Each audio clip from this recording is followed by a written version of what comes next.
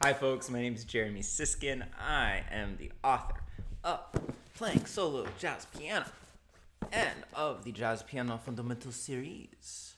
That's my French accent. Jazz Piano. Okay, I know people, like actual French people, watch this channel, so that's embarrassing. Also, my head is so cut off. So today I want to talk about scripting a solo. This is a term that we use for when we plan out part of a solo and then improvise for the rest of it. And let me get up off my small soapbox just for a little bit and say that I've noticed that I have students who I assign scale patterns and licks, and some of them do a really great job practicing them every week, and then I never hear them again. And that's okay, but I think if you're going to put in all this time practicing these scale patterns and licks, you want to figure out where you're going to maybe use them. So let's look at some examples, and I'll walk you through scripting a solo so that we can figure out how to incorporate some of these things. So what I have here is a blank version of Autumn Leaves. And when we script a solo, there's not necessarily any rules about how often to put in, written out material. But I would do it probably not more than, for 1 or 2 measures every 8 measures. Because you want to really get a nice flow between improvising and the written material. You want to really practice using that written material in context. So let's plan for a bluesy lick. Okay, and I'm going to show you a few different ways that you could script this solo. But let's say that I want to practice using the blues over this minor 2-5-1. So I've got measures 5 and 6 here, and I'm gonna use the G blues scale. 1,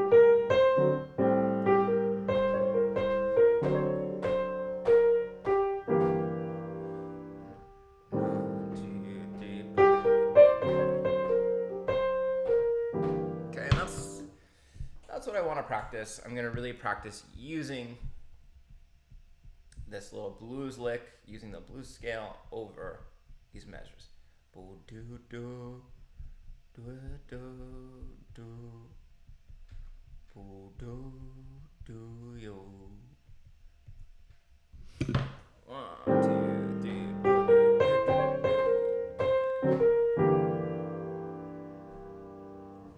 Okay. Very cool. But I want to now practice using a different blues lick the next time that same progression comes around. So I'm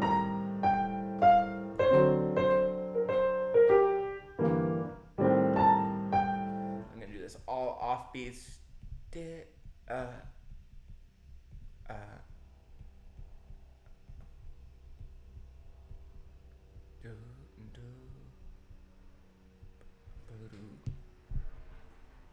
And notice that in both cases, I feel like these phrases are a little bit incomplete. Like I wouldn't want to just end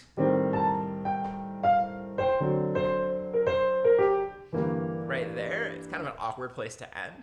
So I'm leaving it open-ended for me to come up with something else. So let's just take these first 16 measures for now. If I were actually doing this, I might script over the whole solo, so that I could kind of feel the feeling of how a chorus all fits together. But for the time being, just because I don't want you to watch me write things for the whole chorus, now what I'm going to go ahead and do is I'm going to practice playing the solo, inserting these phrases whenever I get to these points in the piece. So I'm going to be improvising, and then again, just listen as I get to bar 5. It'll be 1, 2, 3, 4.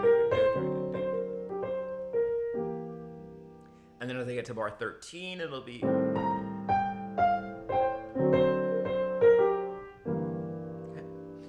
So then I'm going to improvise freely around. Let's see what happens. 1, 2, 1, 2, 3, 4.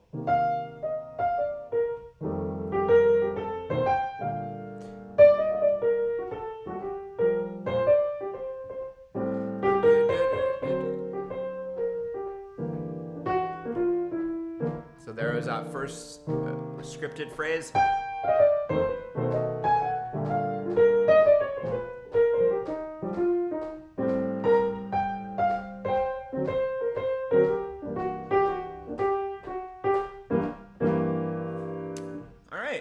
That worked pretty well, I thought. Let's try it one more time. So this is a good way, my goal here is that I'm practicing incorporating blues scale over this minor 2-5-1. So here we go again. 1, 2, 3, 4.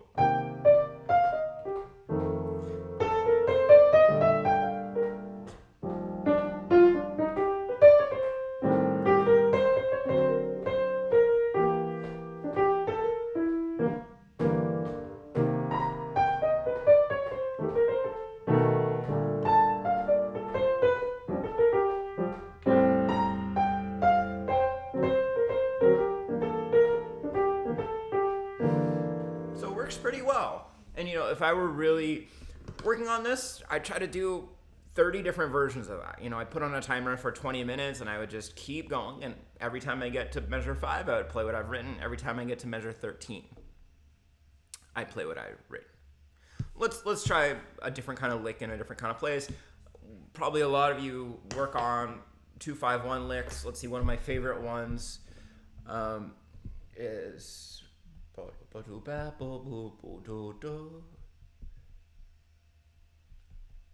think if you have Jazz Piano Fundamentals Book 1, I think this one's in Book 1.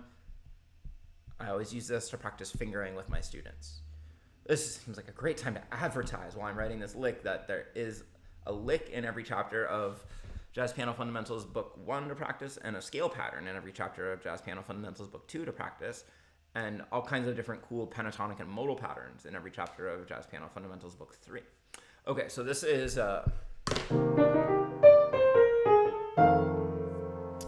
And let's do the equivalent thing in minor at bar 13. So now I'm not quite scripting the same place in each A section, right? If I were scripting the same place, it would be there, but I'm going to put the equivalent thing in here.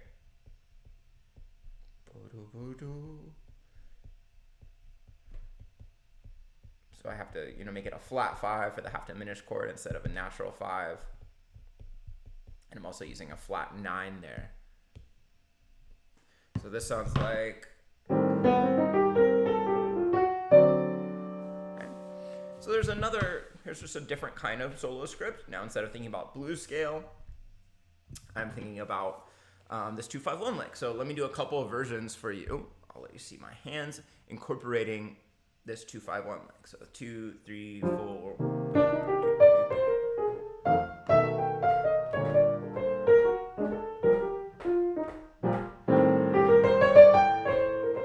I still want to use blues there.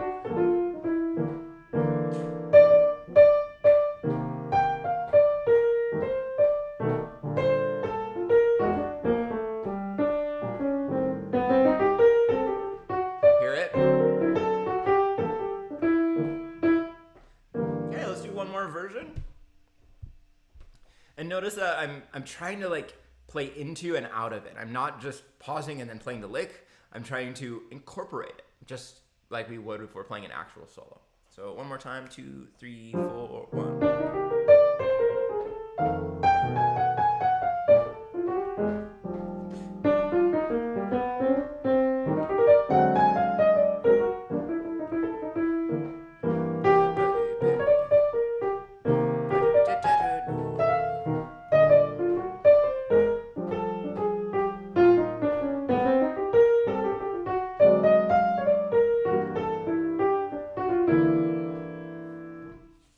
So I think you guys can see how that works. Now, scripting a solo doesn't have to be about licks. It could be about guide tone lines. It could be about hitting certain notes in certain places. So, for instance, I could make some sort of a guide tone line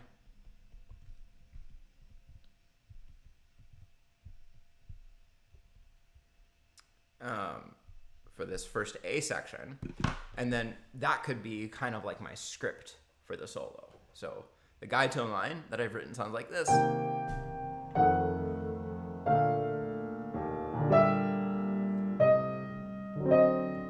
Okay, yeah, that E over the E flat is funky, but it is connecting between two notes a half step away. So let's hear how I might improvise using this solo script.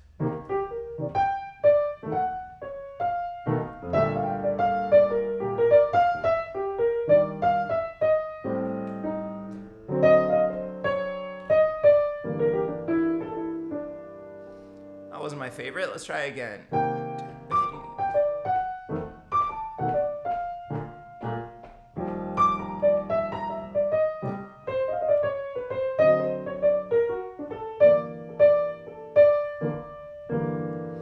Okay, so that's another kind of solo script. You could also write a solo script that has to do with phrasing. So I'm just going to go and I'm going to put a whole rest in some of these measures. I'm going to do it really randomly. I don't know if I suggest that you guys do it this randomly, but time is money. Your time is valuable. So I'm going to go relatively fast, okay? So I've blocked out some of these measures with whole rests, and using this solo script, what I'm going to try to do is play wherever there's not a rest, and then rest more or less wherever there is. So let's see how I do. 1, 2, 3, 4. Rest.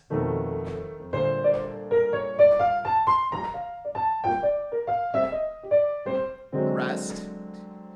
Rest.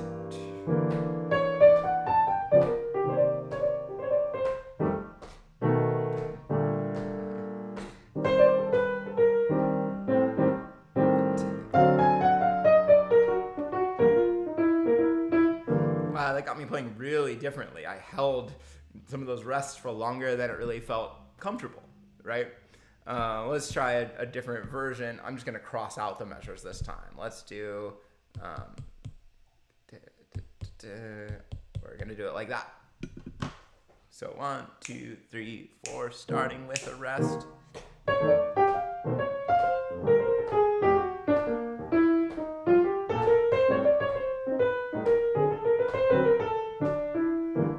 Rest.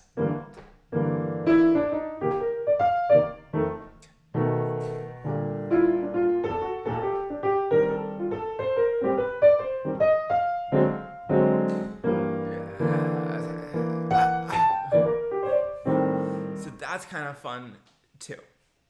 Let me show you one last way to think about scripting a solo. Let's stick with Autumn Leaves. So here's a transcription, I didn't do it, of Miles Davis's solo on Autumn Leaves. And what we could basically do is cross out some of these measures and basically go in and out of Miles Davis's transcription.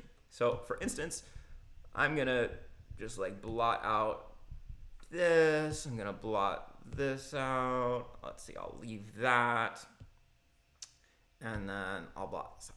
So now I've got a solo script, which is part Miles Davis, and then the unscripted part is, of course, going to be me improvising. So let me play the script for you without anything else. So I'll be improvising here. I'll be improvising, then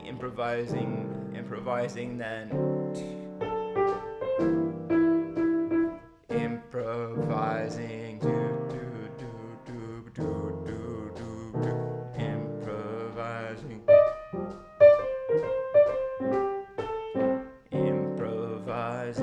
improvising. Okay. So this is kind of fun because that forces me to think, well, what can I play that would finish Miles Davis's thought? Or what could I play that would relate to Miles Davis's thought? So let's try. 1, 2, 3.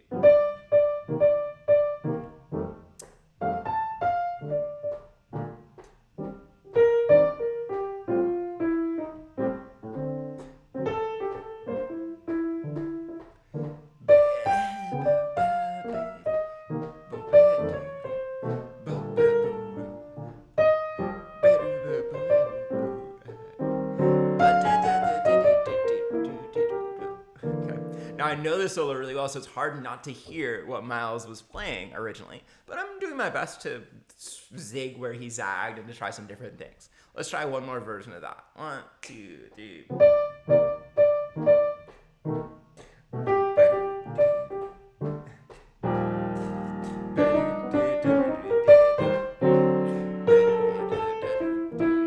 Right back into the script.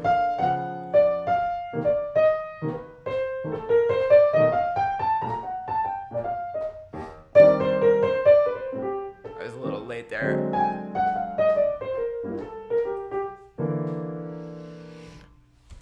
All right, so that is a summary of how you script a solo, some different ways. Just to review some of what we did, Let's see. So we wrote out some licks in different parts of a solo.